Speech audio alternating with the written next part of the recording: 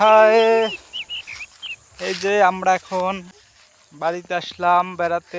সে শাক কুড়াচ্ছে, ওইরকম বসে পড়ছে। অনেক পাখিও দেখা যায়, যে পাখি উঠতেছে দূরে, হয়তো আপনাদের দেখানো যাচ্ছে না, বিকেলবেলা তো সূর্য ডুবু ডুবু অবস্থা। আম গাছে মুকুল আসছে, গায়ে যে একা একা হাঁটছে।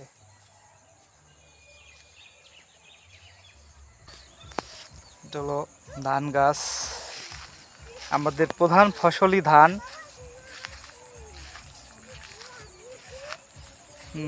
এটা আমাদের জমি এটা।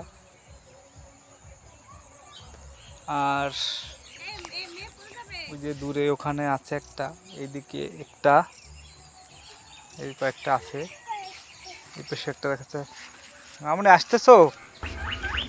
আসো আসো, অনেকদিন পর আসা হলো, প্রায় 6 মাস।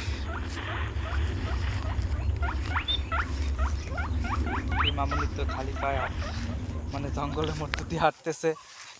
পড়ে যেও না, পড়ে যেও না। এই যে এই যে আম গাছে মুকুল এসছে অনেকগুলো, টেনে দেখালে আরো ভালো বোঝা যাবে।